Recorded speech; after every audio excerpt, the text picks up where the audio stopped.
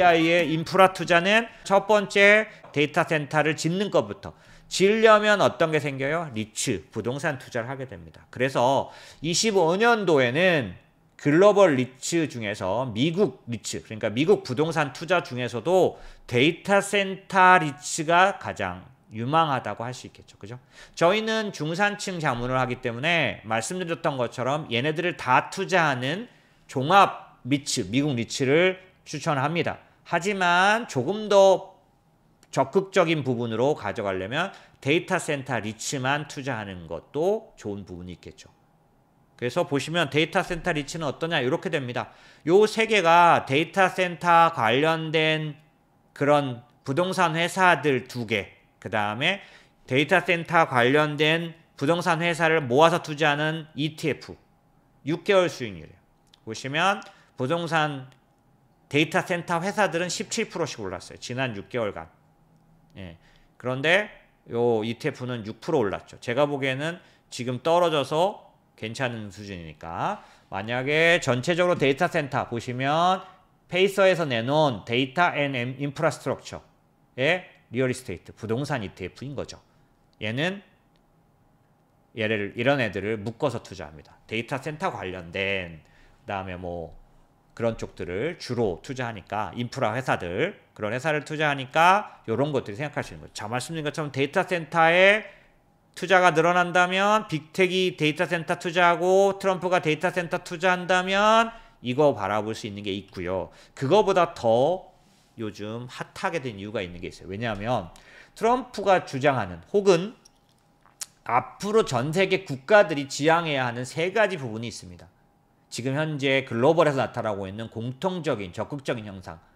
이게 뭐냐면 디글로벌라이제이션, 반세계화입니다. 탈세계화. 두 번째 디지털라이제이션, AI 혁명이 진행 중이죠. 그런가 하면 현재는 트럼프가 들어와서 이제 가속도가 붙을 겁니다. 그리고 트럼프가 말하기 전에도 이미 선진국들도 그들이 처음에 내놨던 환경에 대한 약속들을 깨기 시작했어요.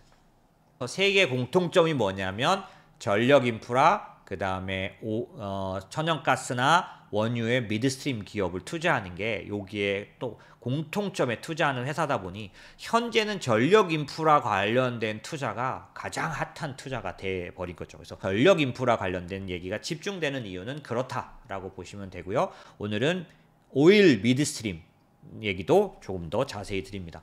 자, 이렇게 이 겹치는 영역이다 보니 투자 포인트는 뭐냐면 AI 투자가 가속화되면 데이터 센터 향의 전력이 급증한다. 수요가 급증한다. 보시면 전부 다 데이터 센터 관련된 그런 이슈들이 나옵니다.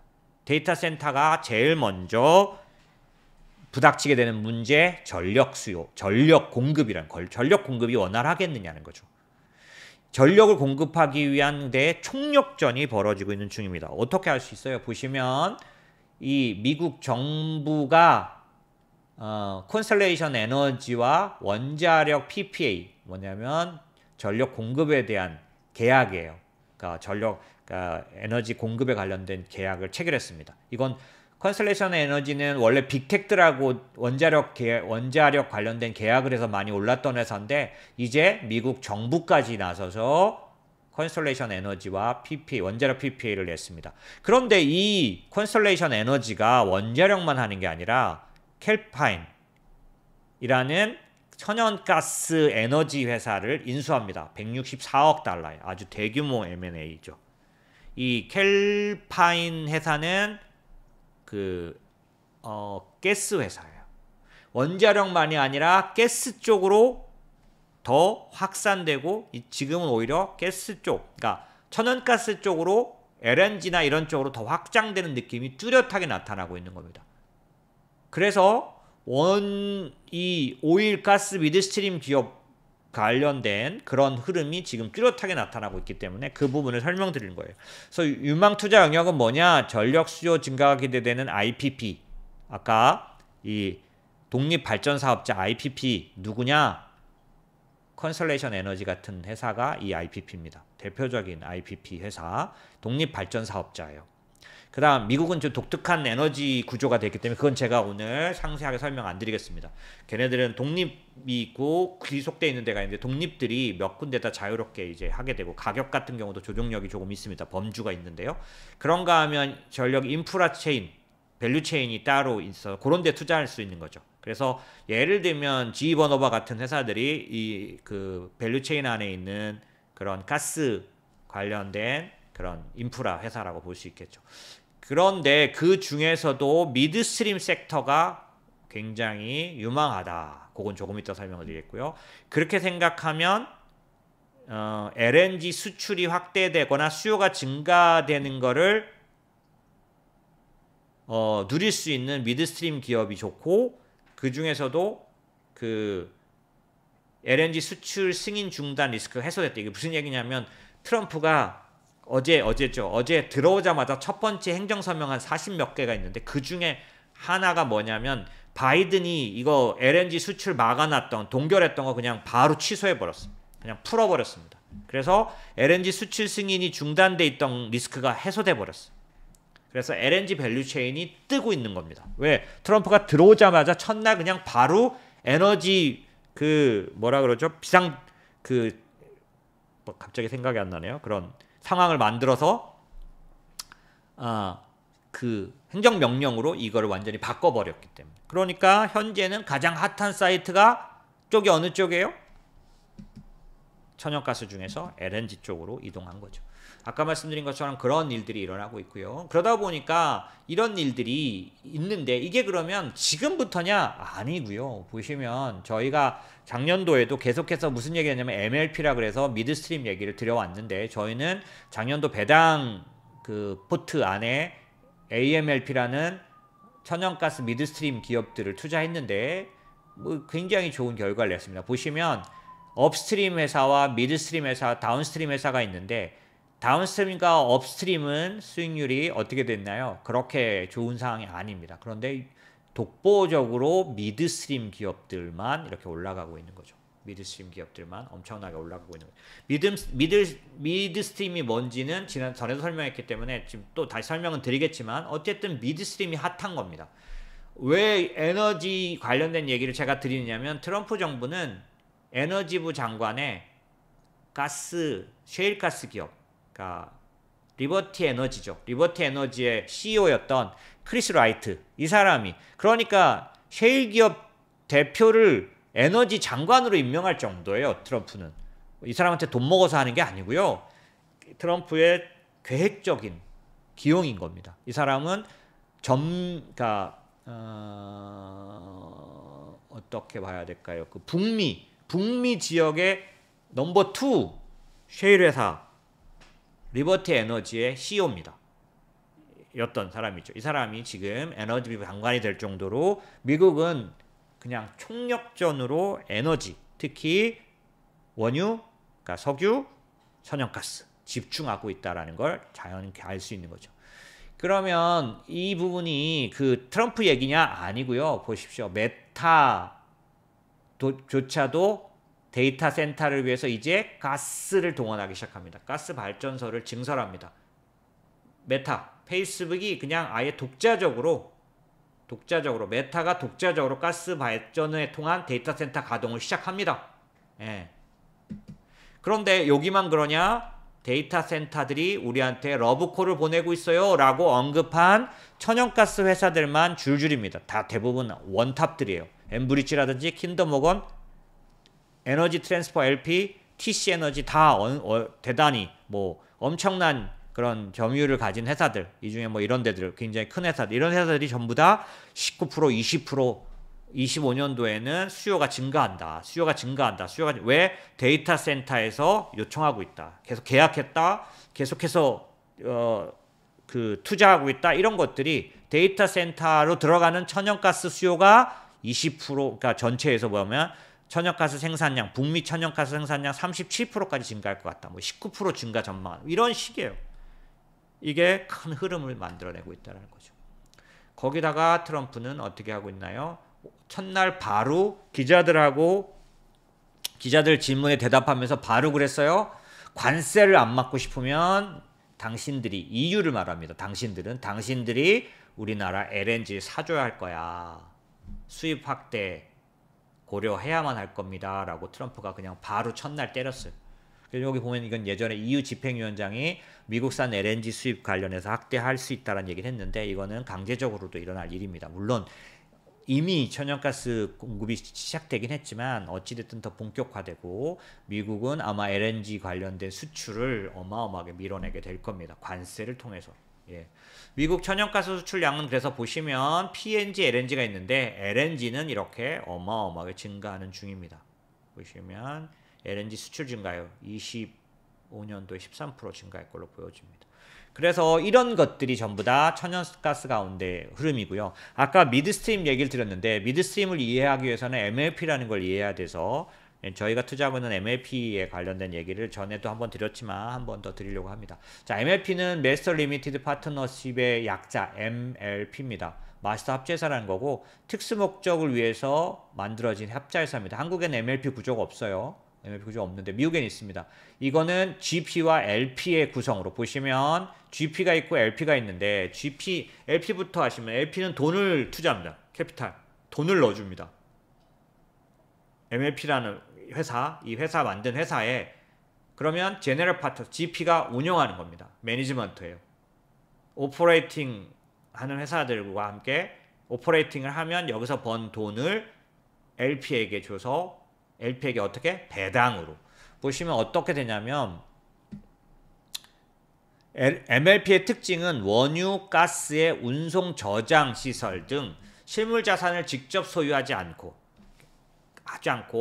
운송하거나 보관하는 거예요. 자회사인 운영회사를 통해 보유하는 이원적 구조. 그러니까 실물 자산을 직접 갖고 있으면 가격에 민감해지는데 그렇지 않습니다. 이것 때문에 MLP는 이익을 전단하는 통로로만 되는 거예요. 그래서 법인세가 면제됩니다. 왜냐하면 직접 사업하지 않는다고 보는 겁니다.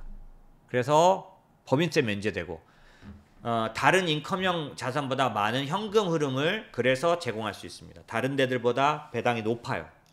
저희가 투자했던 AMLP 같은 경우는 7.5%를 어김없이 지키고 있습니다. 일반적으로 수익의 90%를 분배금으로 배당금으로 지급하기 때문에 기업에 비해서 완전 배당 성향이 높다라는 겁니다. 예, 아주 강력하게 높습니다. 왜냐하면 이익이 나면 90% 무조건 배당해야만 하니까. 전에 한번 배당을 믿을 수 있느냐가 중요하다는 얘기 드렸어요. 왜냐하면 기업은 돈을 번 다음에 반드시 배당해야 되는 게 아니고 대부분의 회사는 배당하지 않아도 됩니다. 근데 이 MLP는 90%를 배당해야만 하도록 법적으로 되어 있는 회사예요. 그러니까 이익만 난다면, 그러니까 이익이 날 거에 대한 계산만 할 수 있다면 배당은 안정적일 겁니다. 그런데 작년도 한 해 동안 이 MLP들이 당연히 이익이 어마어마하게 날 수 있었기 때문에 배당도 어마어마하게 날 수 있었지만 약속을 지켰습니다. 자, 그러면 MLP를 그냥 본 김에 좀 MLP에 대해서 조금만 더 공부하면 MLP는 미국에서 성장하게 된 계기가 그러니까 여기 셰일이라고 있는데 셰일입니다. 셰일 혁명 때문이라고 보면 됩니다. 미국은 2000년대 중반에 셰일 오일가스를 개발하기 시작했고 2009년부터는 원유 생산량이 급증하기 시작했죠. 현재는 어떻습니까? 전 세계 최고 생산 국가입니다. 최고 수출 국가는 아니겠군요. 최고 생산 국가예요. 가장 많은 양을 생산하는 나라입니다. 사우디아라비아가 이 미국의 40%밖에 안 되니까요. 2010년대 셰일 혁명이 본격화된 다음에는 개발 자금이 필요했던 미국 에너지 기업들이 원유의 운송 보관 정지하는 미드스트림 자산을 MLP로 이전했다는. 그래서 기본적으로 MLP로 이전하면 GP로서 통제 권한은 유지하고 보유 자산의 현금화가 가능해지기 때문에 업스트림, 다운스트림보다는 미드스트림은 상대적으로 안정성이 높고 현금 흐름이 예측 가능하기 때문에 MLP 설립에 가장 적합하다. 그래서 이제는 보시면 1990년도에는 57%가 탐사 생산회사, 그러니까 업스트림 회사였었어요. 그런데 지금은 어떻습니까? 이전 2016년도 51%인데 최근에는 70%까지 대부분 다 MLP는 70%까지 미드스트림 기업들이라는 거죠. 그럼 미드스트림이 뭐냐? 미드스트림이 뭐냐면 업스트림이 그 원유나 가스를 채취하고 개발하고 탐사하고 뽑아내는 일을 하는 데라면 하는 데라면 미드스트림은 뭐냐면 스토리지, 저장하고 그 다음에 운송하는, 운반하는 그런 회사를 말하는 겁니다. 이게 미드스트림이에요. 그래서 그 원유와 석유와 그 원유와 가스, 천연가스를 보관하고 운송하는 그런 일을 하는 회사를 미드스트림 회사라고 하는데, 미드스트림 회사 중에는 많은 부분 그러니까 MLP 중에는 70%가 미드스트림 회사들로 구성되어 있다는 거죠. 이게 지난번에도 한번 말씀드린 것처럼 만약의 경우 유가가 떨어지게 되면 업스트림 회사와 이거를 가지고 사업을 진행하는 다운스트림 회사는 유가가 떨어지면 손해가 됩니다. 왜? 가격이 떨어진 거니까. 그런데 미드스트림 회사는 유가의 가격으로 곱하기 양으로 매출을 하는 게 아니라 보관한 양, 운반한 양으로 하는 거기 때문에 양만 늘어나면 돼요. 자체 가격은 의미가 크지 않습니다. 높지 않아. 그래서 천연가스가 수요가 많아져서 공급이 많아져서, 그러니까 수요가 많아진 것보다는 공급이 많아져서 가격이 떨어져도 운반하는 양이 많다면, 보관하는 양이 많다면 미드스트림 회사는 이익이 팍팍 납니다. 배당이 높아지는 거죠. 그런데 아까 앞부분에서 제가 뭐라고 말씀드렸죠? 이 트럼프 얘기 말씀드리면서 뭐라고 말씀드렸죠? 엄청난 양의 생산과 수요를 설명드렸었잖아요. 자, 그래서 엄청난 양이 늘어나는 거예요. 보시면 수출 양이 늘어나. 수출량이 늘어난다는 뜻은 가격이 올라간다는 뜻은 아니죠. 왜냐하면 공급과 수요의 법칙에 의해서 가격은 결정나는데 양은 100% 늘어나는 겁니다. 양이 늘어나. 양이. 보시면 셰일가스 생산량과 MLP 주가를 보면 기본적으로 생산량이 늘어날 때 MLP 이익이 같이 늘어납니다.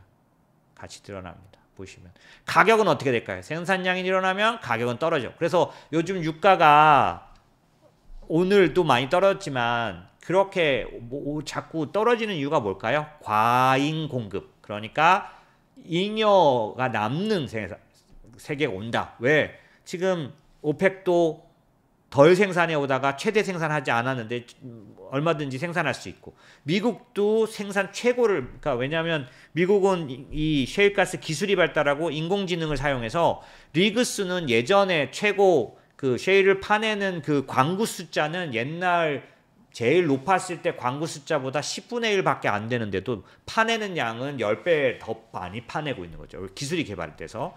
어찌됐든 그러다 보니까 양은 늘어나는데, 양이 늘어나면 유가는 계속 떨어집니다. 왜? 수요가 그만큼 쫓아서 올라가주면 좋지만 그렇게 늘어나지 않으니까 가격은 떨어지죠. 공급이 많아지니까 수요가 그대로라면 가격이 떨어져요. 그런데 가격이 떨어져도 셰일가스 같은 경우에, 그 다음에 LNG 같은 경우에 양이 많아져서 가격이 떨어져도 운송하고 보관하는 회사의 이익은 늘어난다는 거죠. 그런 면에서 미드스트림 기업에 대한 투자가 집중되는 이유는 그렇다라고 보시면 됩니다. 자, 이런 지금까지 말씀드린 인프라 투자 같은 것들을 볼 때 지금 말씀드린 것처럼 여러 가지 부분들을 활용해서 저희가 지금 2025년 1월 현재 요 포트폴리오들이 가장 인컴형 포트에서는 적합하다고 보는 겁니다. 그래서 지금 보는 것처럼 저희는 일반형이 있고 연금이 있고 퇴직연금형이 있습니다. 이런 식으로 기본적으로 이렇게 해서, 근데 이 두 개 자산은 아까 처음에 어디서 출발했죠? 매달 찾는 배당금이 안정적이어야 된다라고 해서 배당금 안정적인 걸 기본으로 한 그런 내용이죠. 요 안에 세부 자산 운용은 바뀝니다. 하지만 전체적으로 카테고리만 보면 요렇게 지금 요런 쪽에 집중되어 있는 거죠. 보시면 여기도 인프라, 여기도 인프라, 여기도 인프라. 그래서 보시면 거의 20%, 14% 이렇게 돼 있죠. 말씀드린 인프라가 핫한, 저희는 다 미국 인프라들입니다. 예, 미국 인프라들입니다. 그러다 보니까 오늘 인프라를 설명드린 이유와 함께 앞으로도 계속해서, 물론 지속적으로 5년, 10년 계속할 수 있지는 않습니다. 현재 트럼프 정부 하에 최소한 2년 이상은 인공지능으로 패권을 잡아보겠다라는 트럼프의 그 노력의 가장 일반적인 추진 과제는 인프라 관련된 특히 이제 에너지 인프라가 확산되는 거니까 그런 측면에서 인프라 투자는 장기적일 수 있죠. 2년 정도는. 하지만 2년이 지나고 나면 아까 저희가 보여드렸던 것처럼 2019년도, 20년도, 21년도 이렇게 매번 달라지잖아요. 인프라의 그 인컴형의 포트는 변경을 해줘야 하지만 인출형 포트에서는 이런 부분들이 필요하다는 얘기 드리겠고요.